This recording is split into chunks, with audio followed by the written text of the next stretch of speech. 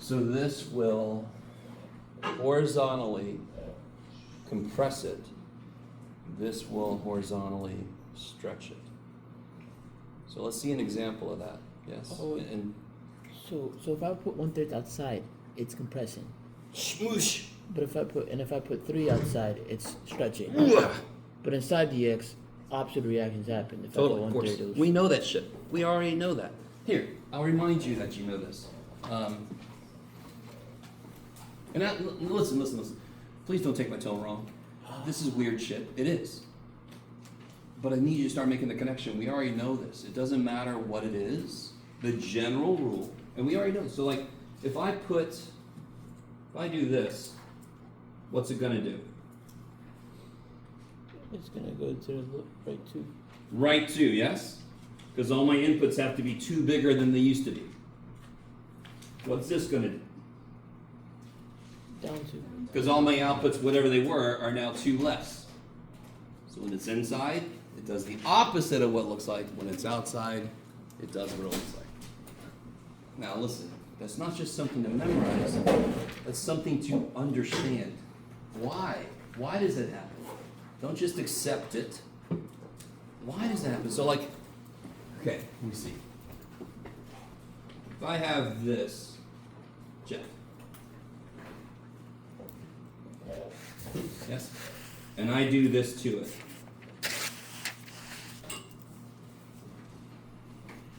Yes? What do I have to put in this one to get a 3 out?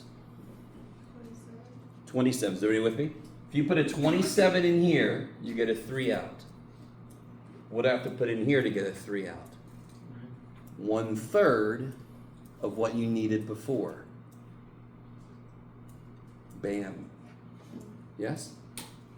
The first thing this function does is it triples your inputs, so all your inputs can be 1/3 as big as they used to be.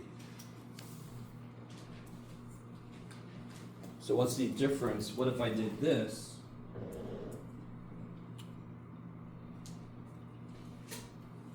Now, whatever my output was, it will be 3 times as big. There's the old outputs. Every output's now 3 times as big as it used to be. Okay, maybe. And it has to do with the fact that if it's inside, it gets done first. If it's outside, it gets done last. That's kind of why they act differently. Okay, I love it. Some of you guys are still looking at me like I'm an animal you've never seen before. Okay. I know you guys. Here, let's do an example. Let's do a concrete example. Something a little, let's see. Yeah, let's do this. Okay. I'll do basically that, but I'll just make it a little easier for us to graph.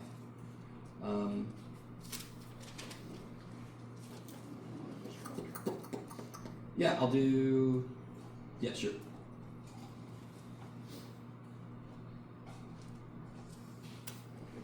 What's the base function?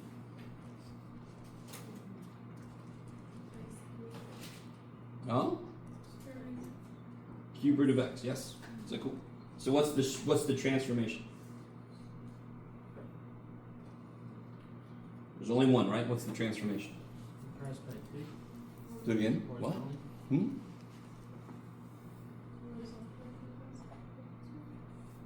Yeah, it compresses by a factor of 2. Yes.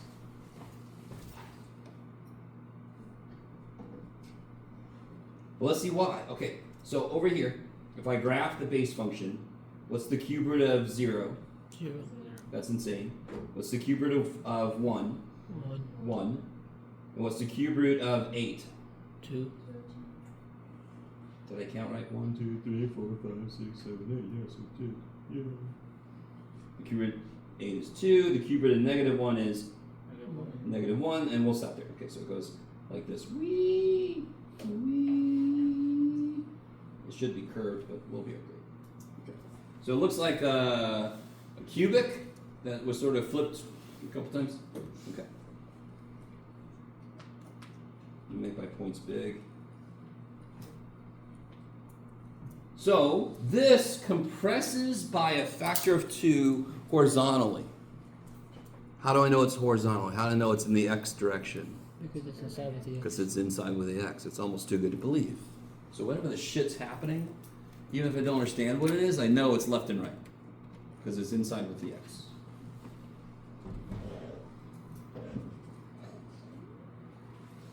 Get over here.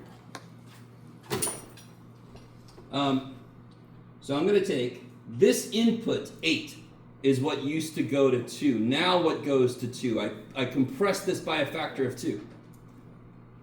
Just compress it by a factor of 2. Not subtract 2. So 4. Factor of 2. Compress it by a factor of 2. And if I want to put that more into English, cut it in half. So 4. So now 8 used to go to 2, but now 4 goes to 2. What used to go to 1? So now what goes to 1? A half. What used to go to 0? 0. Now what goes to 0? 0. Cut 0 in half, yes? So do you see how I am literally taking the whole freaking thing and just smooshing it? Because all my inputs can be half as big as they used to be. So this now will happen here. So now my new picture looks like this. And sure enough, what do you get when you plug a 4 in?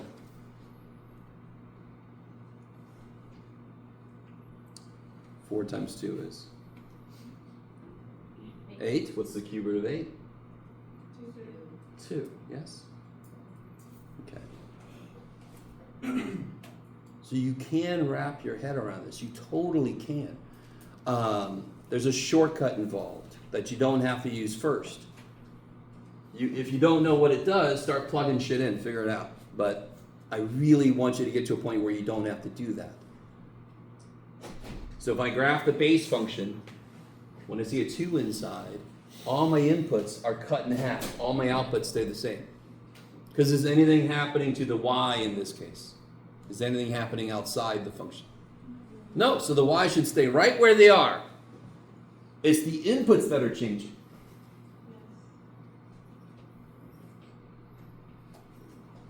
And you know, this is a really good example of if there was another shift, if I had like a +1 outside, I could do this first, and then I could take every point and lift it up 1, yes? So you could have a couple or 3 or 4 graphs doing one thing at a time. Not a damn thing wrong with that. Okay, maybe. Potentially. Screw you, Jeff. Yes? I actually have a question too about some of the corrections. I was getting stuck on how to simplify a negative square root. Give me an example. What you're talking about, like square root of negative 16 or something? Yeah. Okay. Or even better, square root of negative 20. Well, first, how do I simplify square root of 20? 4 and 5. Yeah, I can break this up. Like 20 is 4 times 5, but here I just have an extra factor of negative 1, yes? What's the square root of 4? 2. What's the square root of negative 1? 5. What's the square root of 5? I don't know. There you go. So it's equivalent to mixed numbers. It's the same idea. Do you see how it's mixed? Part of it is irrational, part of it is rational. And I started off completely irrational. Yep. So if I have a top-heavy fraction, 11 over 7, that's a complete fraction. And if I get 1 4/7, it's partially a whole number, partially a fraction, so we call it an exponent. Yeah. But if you were to graph that, for example, Graph it? like, because I know in one of the homeworks there was an I that you had to graph, like it involved an I in it. How would I graph an I? You'd have to tell me which one you're talking about. I don't know. All right, because I don't believe you. I'm sorry. Yeah, you could tell. Or it was a misunderstanding of what they wanted you to do. Yeah. You're not gonna have to like do the colors. I showed you the video, right? Please tell me I showed you the video. Okay, so you understand what I mean when I do that. Okay. If you weren't here that day, that's bad. You should ask me which video I showed. All right. Anything else? Yes. It's called. I always forget how to spell the name of this thing. It's like Whalen? No, am I thinking about aliens? Whalen? No, it's, Wayland's from Aliens. yeah. It's called Imaginary Numbers Are Real. If I remember, I should put it up in our Canvas shell. It's a great video. I don't know if you guys agree. Part of me doesn't care because it is a great video. Anything else from homework stuff or anything in general? Okay. I feel like this is a wedding where the groom didn't know many people. But... Okay. So the first thing I want to do, if there's no other questions, and to remind everybody, one question that is always valid is, hey man, can you do a problem like this one? That's always a valid question. Somebody was asking about this that showed up in the homework. Even and odd symmetry. What is true? What kind of symmetry is there in a parabola? Would you say there's symmetry in a parabola?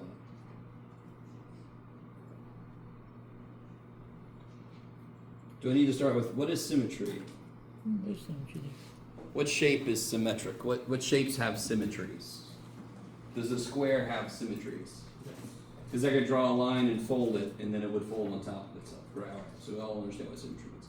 What's the symmetry here? Where's the folding line so it would fold over itself? The y-axis. Ever see that? If I took my paper and I folded it, I could see it would, if I had nice transparent paper, I could see that it perfectly aligned if my graph was better. Is everybody with me? It's nothing fascinating. Do you guys see what the power, what's true about the power there? It's 2, Jeff. It's even. Do you guys know what y equals x to the 4th looks like? Very similar. Very, very similar. Just a little bit deeper here. Like it'll do this. It'll take longer to start to rise. If you graph y equals x to the 18th or something, it's going to almost look like An absolute value.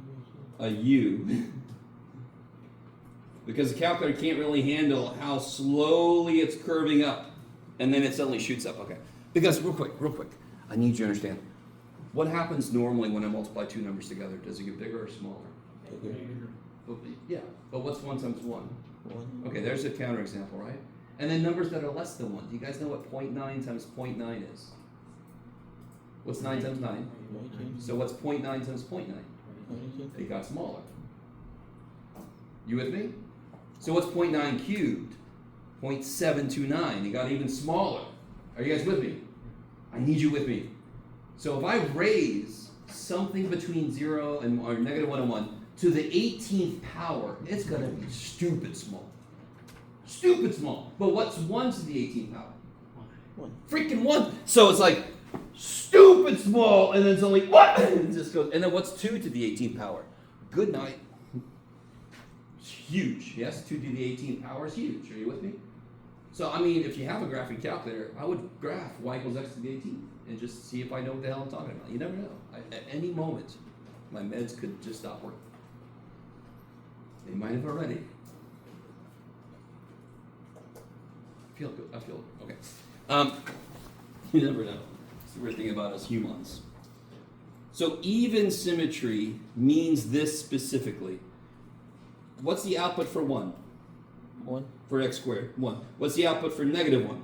1. 1. So if I take a negative input, I get the same as if I used the positive input. Does everybody agree with me? Do you guys see that? What's 2 squared? 4. Holy shit. What's negative 2 squared? 4. Holy shit. If I plug the negative value in, I get the same result as if I plugged the value in the first place, the positive value. Are you guys with me? That's the definition of even symmetry.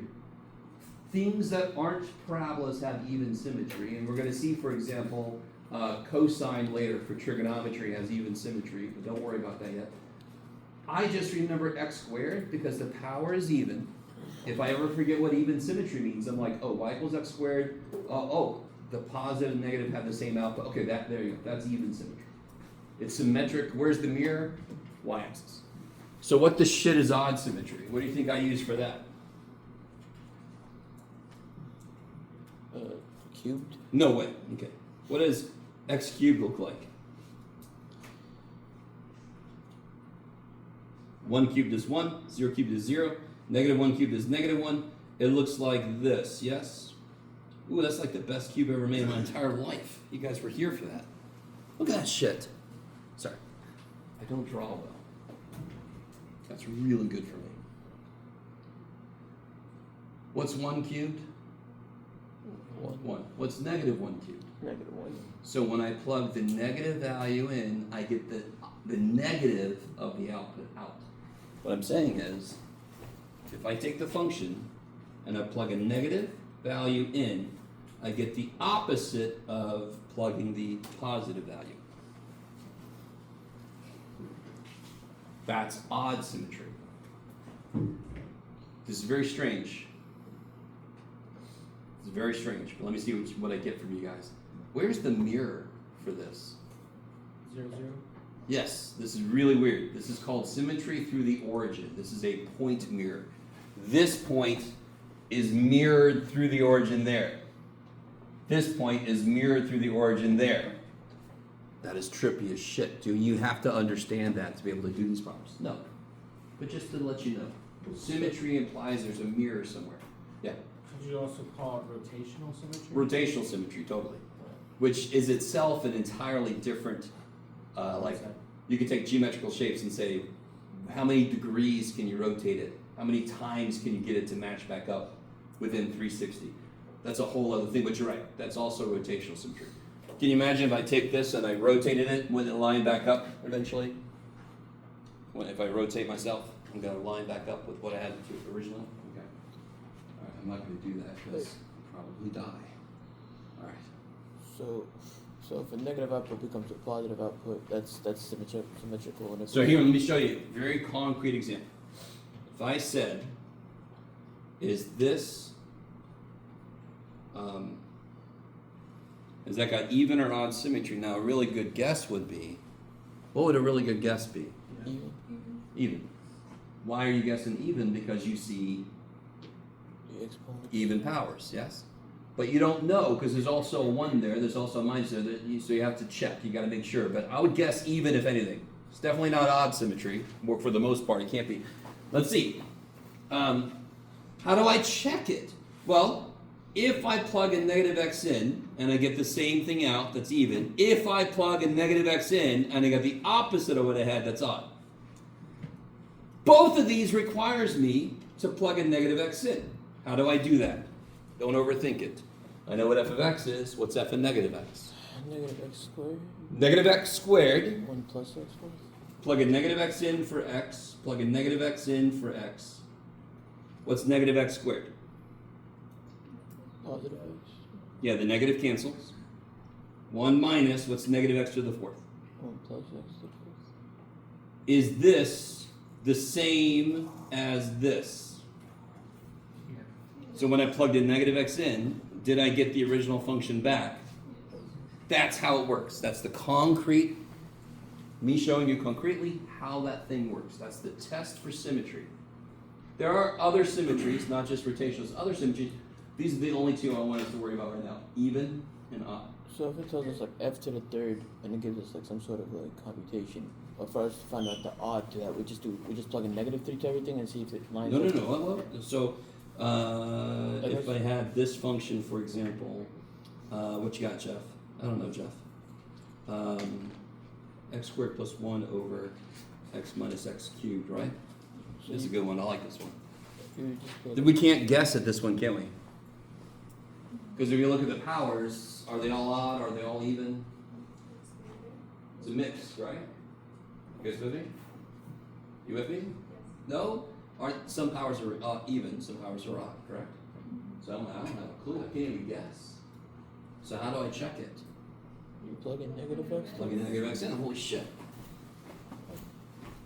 So if I plug a negative x in, replace x with negative x, replace x with negative x, replace x with negative x. Top is easy.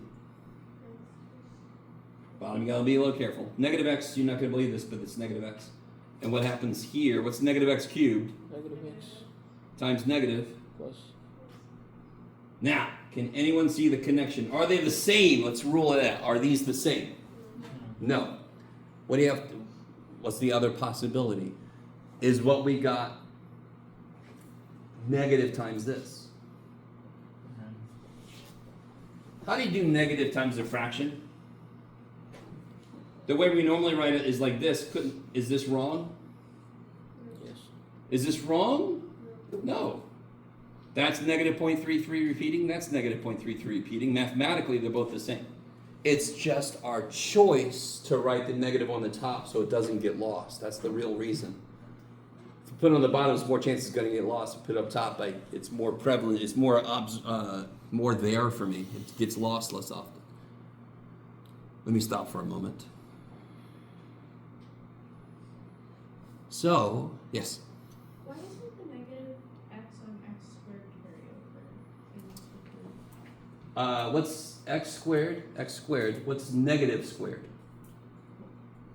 Positive. So that's why it's positive x squared. Yeah. You can even, if you wanted to, put a little 1 here.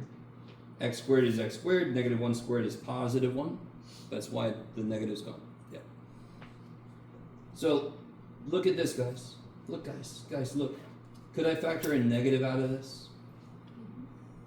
This would become positive. This would become negative. What's this piece? What's this? Does that look familiar, this piece that I boxed off? Yeah. It's the original. So then what's the whole thing? It's negative, the original. So didn't we just get negative, the original? When I plugged in negative x in, I got the opposite of the original. What kind of symmetry is that? Odd. Odd symmetry. What if it's neither? This is so exciting, I know. So I'm really happy you guys are staying calm. So, listen. There's a little bit, when things are odd symmetry, it's harder to notice because you have to realize you can factor negatives out and do stuff. You have to see, is this related? In fact, what you could do from the beginning is what is negative g of x from the beginning? Well, we would normally say it would be this, right? But you have to remember, if I put a negative, I could put it on the bottom instead, which is exactly what ends up happening here. It just goes on the bottom instead of the top. Okay, maybe. That's enough for that.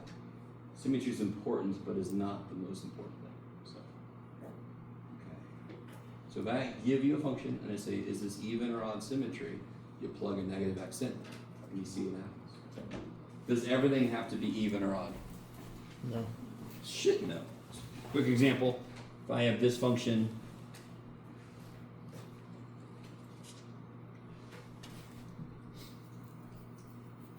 what's h of negative x? Negative x cubed minus x. Are these the same? No. Is this negative 1 times this? Be careful. Is this negative 1 times this? If it was, what should be here? Positive. Yeah, so is this odd or even? Neither. Neither. There you go. It's easy to get an answer of neither. Most things are neither, to be honest.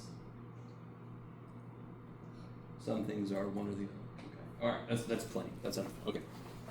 Anything else from homework stuff? What do you do if you're not understanding the homework? Get in bed, put your covers over yourself, go, this is my life. You just stare at the ceiling for like 10 minutes, and then you get the hell up. And what do you do? Sleep is good, right? Because then your subconscious might figure some things out. This is very true. Take my dog for a walk. Dog for the walk. Walk is good. Motion makes things flow. Your subconscious is still working. Not bad. Huh? What's that? Don't sleep while you're walking your dog. That's Yeah, bad. that sounds kind of great. What's up? Sorry?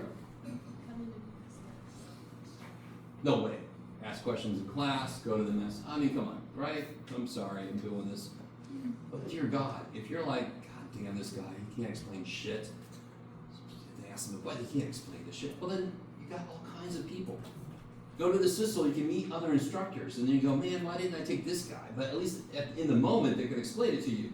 Maybe in a different way than I do, which is cool with me. I don't care. I explain things in certain ways because I look at them in certain ways. Maybe that doesn't jive with you.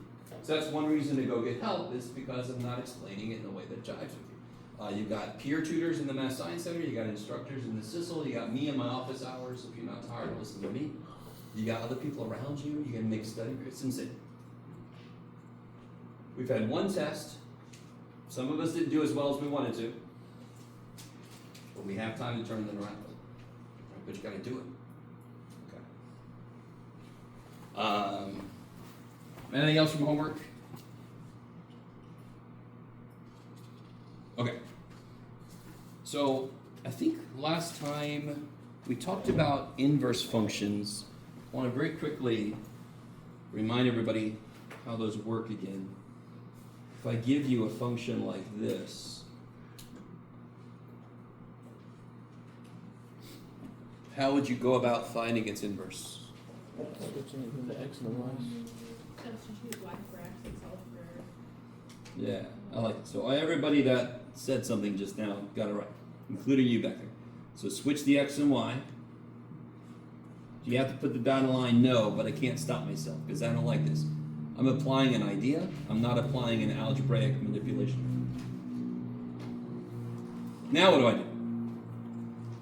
Solve for y. Solve for y. What's the first step in solving for y? Multiply everything by Yeah, I don't like this dumb fraction. Let me kill it. Not a life lesson, kids.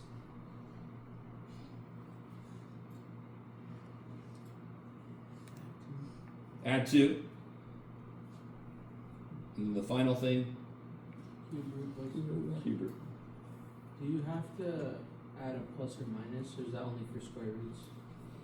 Only for square roots, which again is why I chose a cube, because what does a cube do that a square does not do?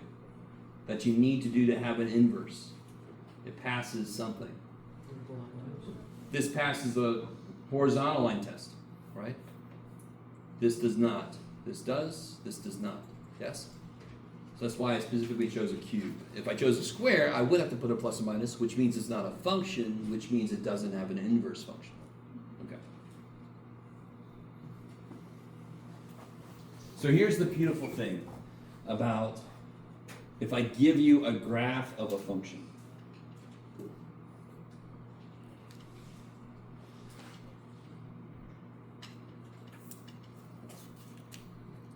All right, let me see what I can do here. Make my points kind of big.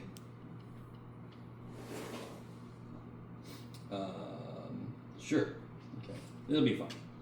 Hiya, Hoyman. All right, there's a function. Is it invertible? Does this function have an inverse? Yes, it does. Why wouldn't it? What does it have to do to have an inverse? It has to be seen on the horizontal line, right? So what's it have to do to be a function? Why is this a function? Passes which line test? Horizontal. Vertical line test. How do I know it has an inverse? It passes the Horizontal line. horizontal line test. Yes? We call functions with inverses one-to-one functions because the horizontal line test makes it, not only does every x have an output, have a y, but every y has only one x, one-to-one. It goes both ways. That's why I can solve that mystery. If I know the output and it's invertible, I know exactly what the input was. I know exactly who killed whatever number it was. Okay. How did we just algebraically find the inverse? What did we do? Very first thing. Replace the x with Switch the x and y. So how do I find the inverse graphically? Switch the x and y. What are my points at the moment? What are the points of f? What point is this? Yeah, assuming it's in one scale. Let me model things better for you guys. So -2, -3, yes? What else? What other point? 0, 1? 3, 2. So f inverse, ooh, let me be nifty. See if this even shows up for you guys. Can you see that's green? No, okay. What points does f inverse go through? -3, -2. -3, -2. 1, 0. 1, 0. 2, 0. Alright, do you understand how silly that is? If I give you a graph, how do you find the inverse? Switch x and y. If I give you a function, how do you find the inverse? Switch x and y. Yay.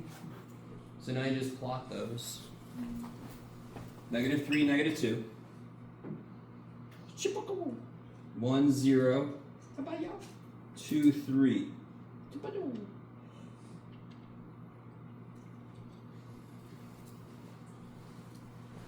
Very quick side note. Has anybody ever heard of the Nazca lines in Peru? You should look them up. There are these lines that are on the ground. They are remarkably long. You can only see the full picture if you're way up high. And you can see like there's one that looks like a spider, there's another one that looks like other animals, I think there's a fox. You can only see them if you're way up high, so that's why people theorize maybe they had hot air balloon technology, who knows? Or some other people feel like it was, ancient aliens, but okay, maybe. This always makes me remember some of the Nazca lines whenever you do an inverse. That kind of looks like a little water walking bug, maybe. Where is the mirror on that graph? Do you see a mirror? Do you see like a reflection? Yeah. Does anyone see where the mirror is? 1 to 1. It's like right here. It's like y equals x is the mirror. Do you see that? The mirror is y equals x. I kind of cheat a little bit with my bad scale. Why does it make sense? Because didn't we switch the x and y? So it makes sense visually it's going to go over the y equals x line. Isn't that called the asymptote? No. Asymptotes are dotted, sure. But I just dotted that because it's not part of the graph. Yeah. So normally when you dot something on a graph, it's an aspect that's not a part of the graph. So an asymptote is an example of something that's not a part of the graph. That's why we make it dotted. That's why I make you do the base function dotted, because it's not your answer graph.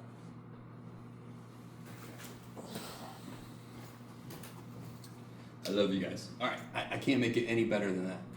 Inverses kick so much ass. They just do. So let's see if you agree with me. Let me see. Am I ready to give you this? Yes, I totally am. Yes, okay, cool. I have one transform problem on here, and then inverse problems. I'm going to let you look this over yourself real quick, and then I'm going to try to pitch into groups to work on this.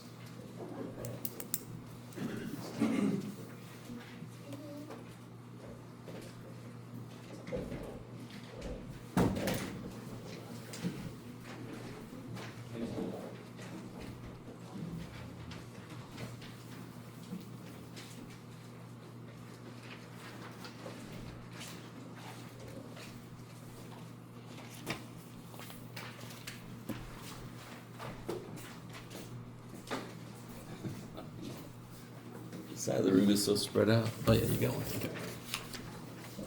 So look it over. I'll give you a minute or so to look it over. Let's see. You guys, there's like so few of you guys.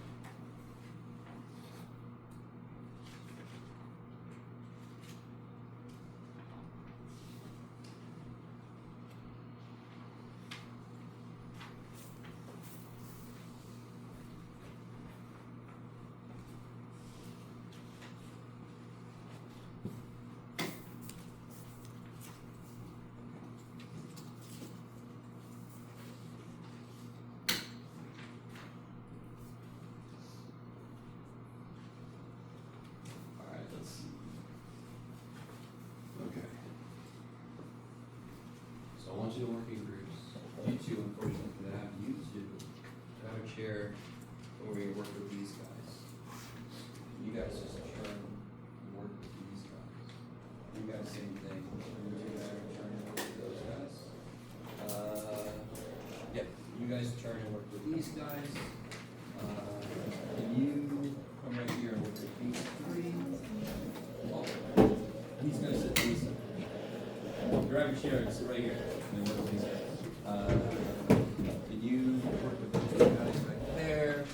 And then could you sit right here and then turn around and work with these guys?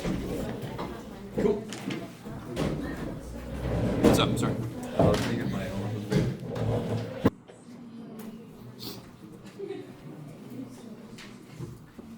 All right, let's take a look. Let's see.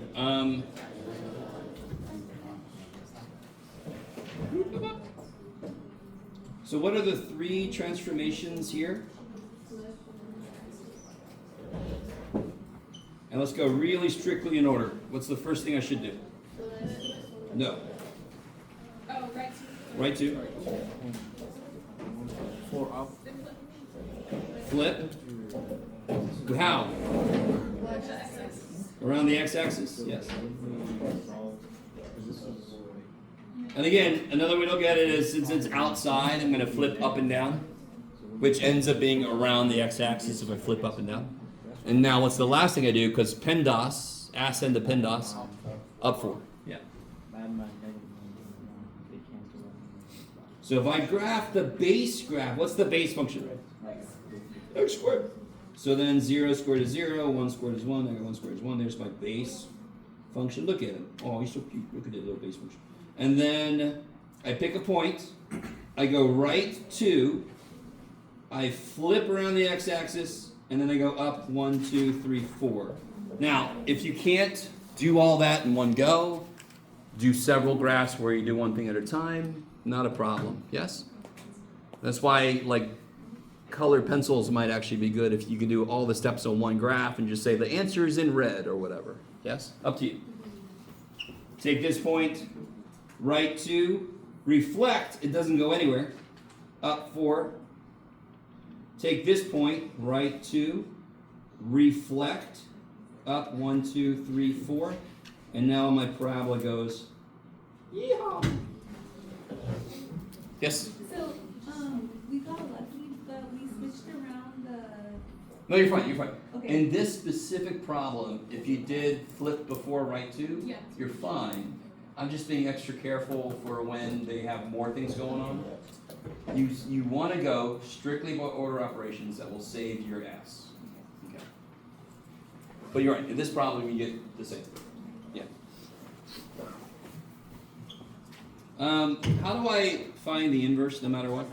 Look at the point. Yeah, so this one goes through -10, -7, -5, 0, 5, 5, and 7, 10. So what's my inverse go through?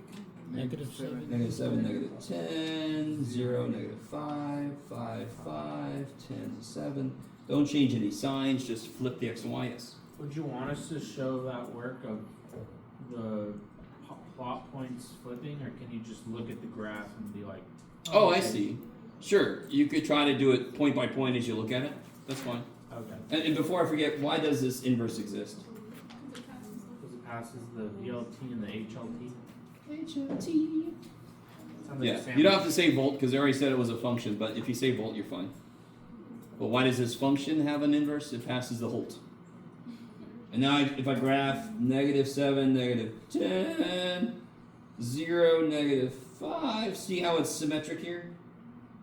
So it looks good. If I do like this, it's parallel to this. Well, not parallel, but it's a reflection of that. 5, 5 is right there, boop, boop. And 10, 7 is right there, and then I get my little bug. Look at him, little tiny body with these big ass legs and little antennas. Okay, how's everybody doing? So that's kind of nice. This one tripped people out. Several people were like, "What the shit, man? You didn't tell me what H was." I don't have to, because what does H and H inverse do to each other? When one is inside the other, they kill each other. So what's the answer? Freaking A. Die! A! Yeah! And the example I was showing students was this one. What do these two do to each other? Cancel, because this is H and this is H inverse or whatever. Inverse functions kill each other. That's the primary thing they do. One undoes what the other one did. And then, how are we doing so far? Everybody's favorite, I think, was this one. G of 3, I would plug a 3 into X. G inverse of 3, I plug a 3 in for Y. Because that's what inverse functions do. Real quick, can somebody tell me this? I'm pretty sure we didn't. If like f of 1 is 7, what's f inverse of 7? 1. So how does this relate to the original function? It was the output of the original function, correct? So therefore, that must be the output of the original function. If I solve for x, I get what the number value is for this. We're going to verify this when we do that last part. So if I put a 3 here, how do I solve this?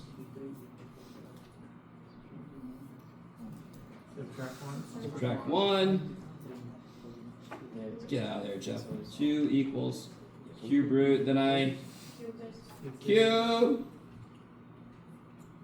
And here's a neat trick to know, kids. These just switch places. So x is negative 7. Because if I subtract 8, add x, they just switch places. It's a really good algebraic trick to know. Ooh, light. How's everybody doing? I think I got around to most groups about that one.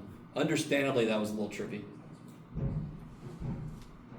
To find f inverse, I just bring y back, and then what do I do?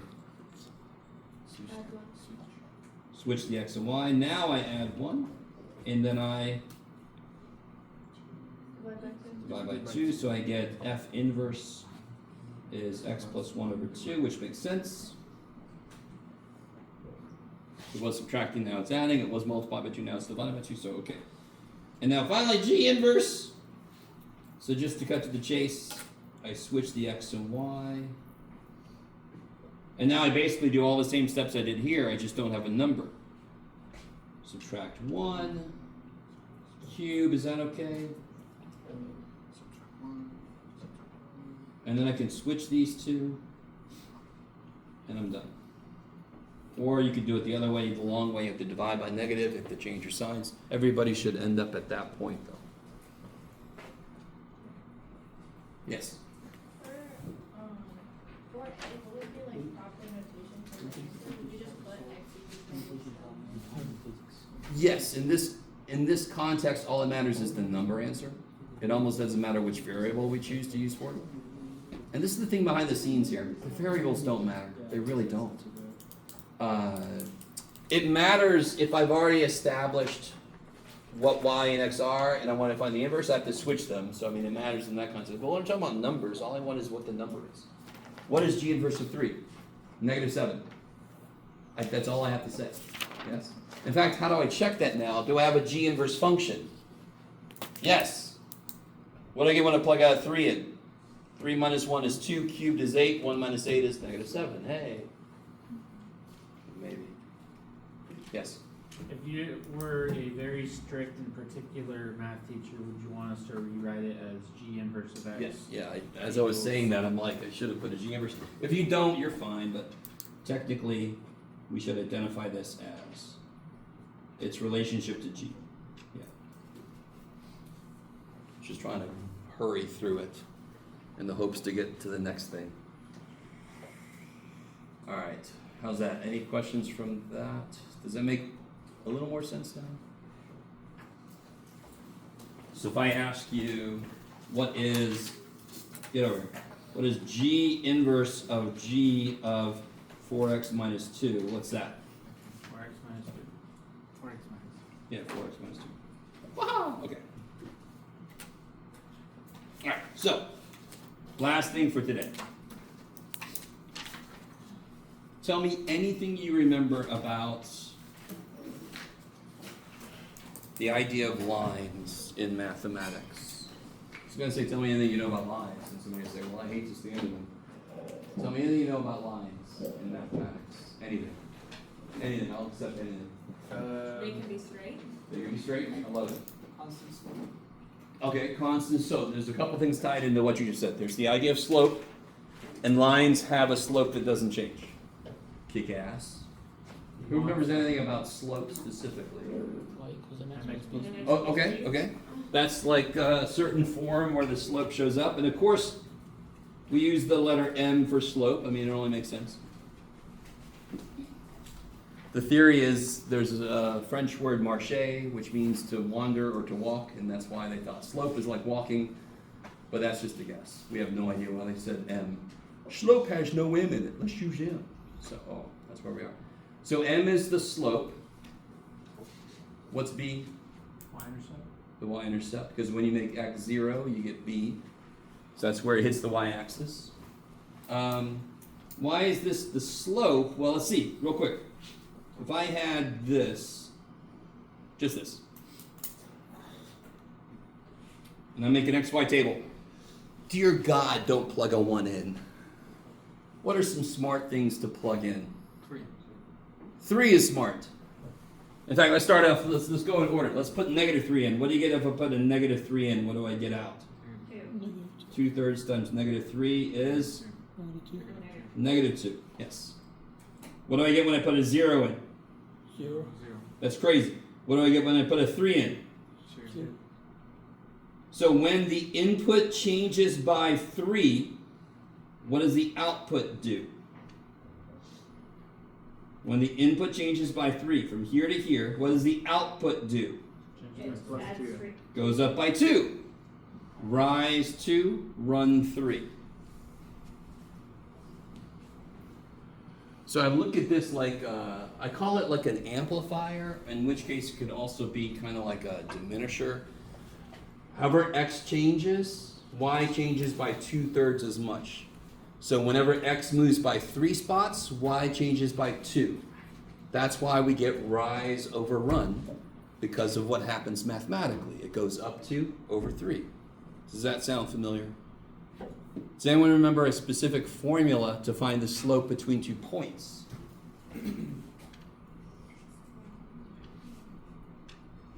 If I give you 2 points, how do you find the slope? Oh shit, alright. So if I give you a graph, that's plenty, Jeff, good lord. And I go from here to there, how do you figure out the slope?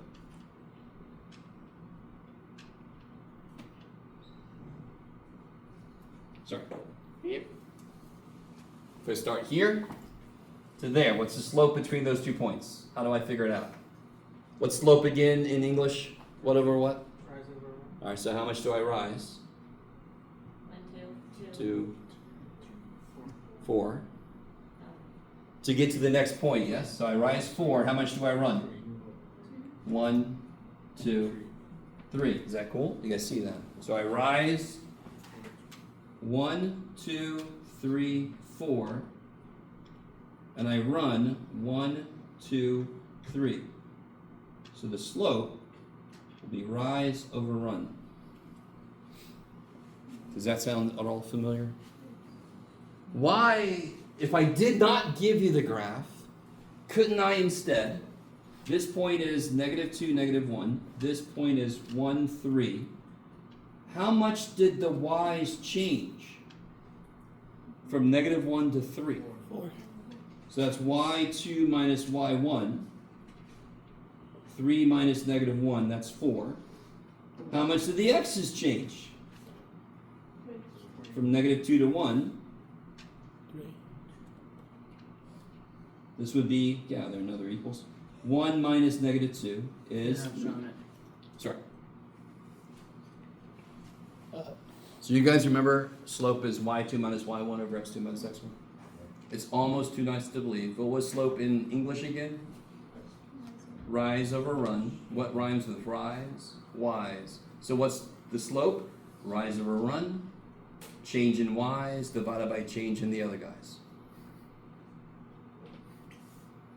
Okay, maybe.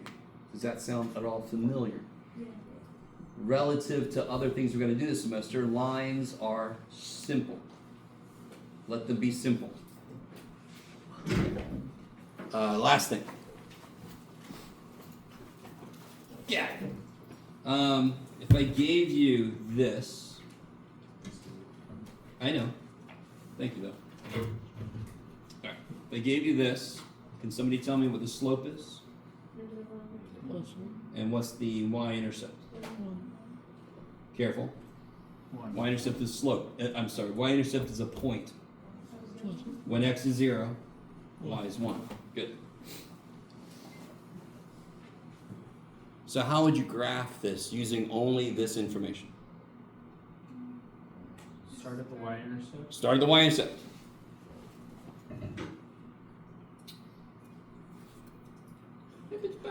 0, 1. And then how does the slope tell me to move around? Either Yeah, good. Either. I love it. So I could either go, To the right.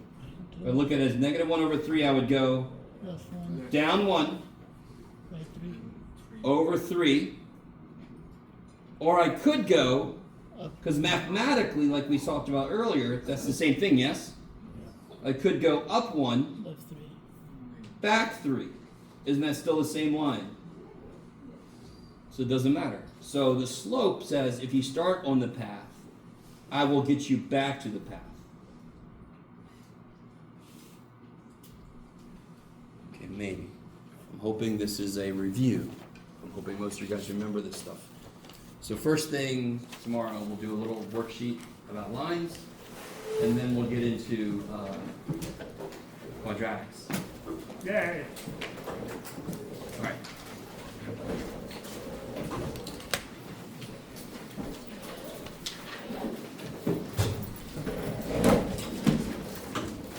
Yeah. I have a question. Yeah. You didn't get this, and I do not know. Oh,